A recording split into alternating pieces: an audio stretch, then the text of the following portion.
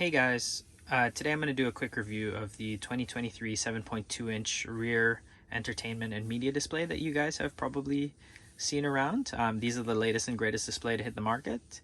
I actually picked this up from my friends at Satonic, who are at the moment doing a 26% off, a very generous 26% off discount on this product, which brings it down to $347.80, or just over $520 dues if you're down under like me.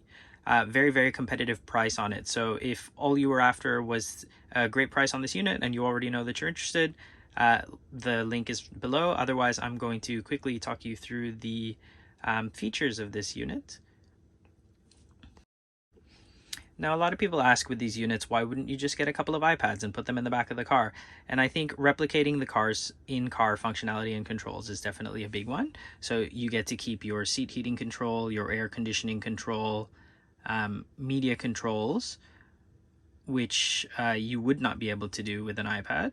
And on top of that, I mean, the hardware is physically set in the car, so it's always on, always ready to go, always powered. And because it's built into the car, it's not likely to attract any unwanted attention.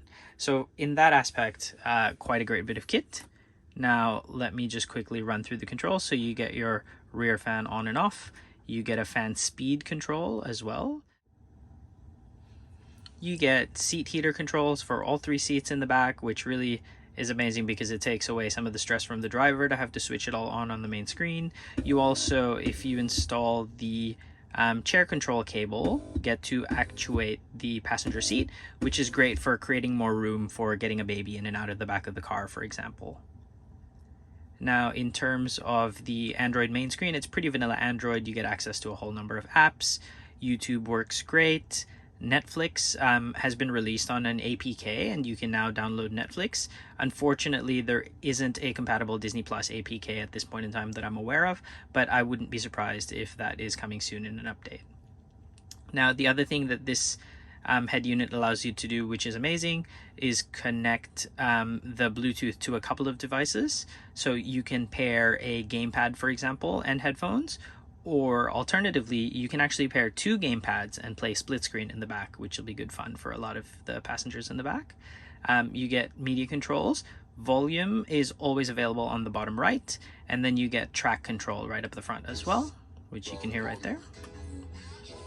You get a lock screen function, which brings you back to your screensaver.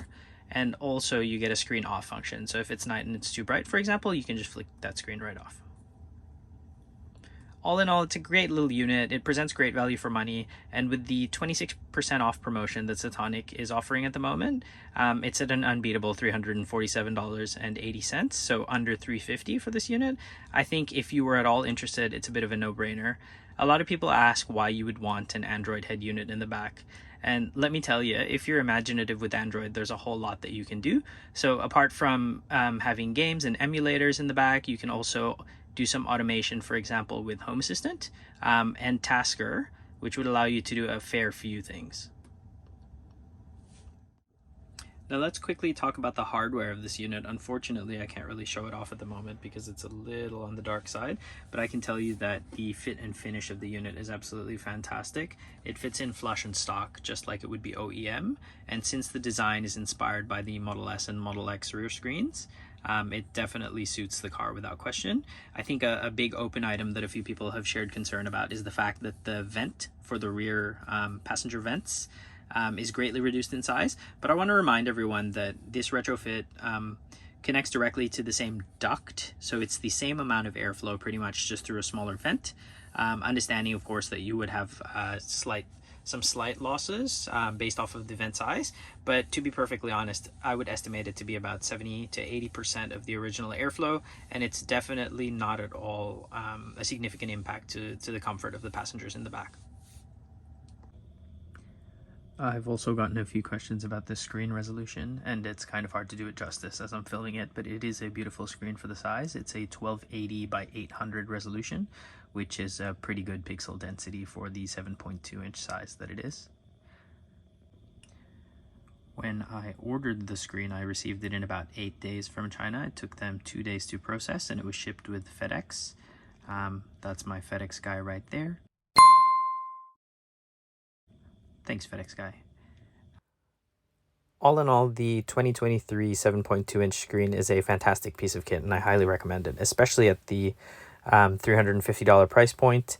If you aren't particularly interested in having a fully featured screen but would like some controls in the back, I actually put this screen in to replace one of these, which is a smaller media control unit that also gives you access to the heated seats and the actuation on the passenger seat. And for about $150, it's absolutely fantastic, and I highly recommend it. It should be OEM. I'm going to drop a link to that in the description down below as well. And also, the reason that I actually stumbled upon Satonic and found them initially was because I was looking for a power front kit, and they sell a V6S power front kit that is absolutely head and shoulders above and beyond what's currently in market, with better waterproofing and a much simpler setup. So I'll also be putting that in the description down below. Definitely encourage you to have a look if you're in the market.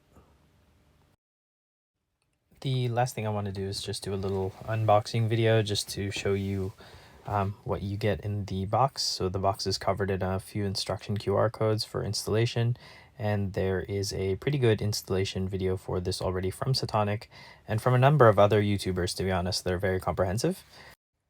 So if you are after a installation video, I definitely encourage you to check the Satonic link, or otherwise some of the other install videos that are available on YouTube.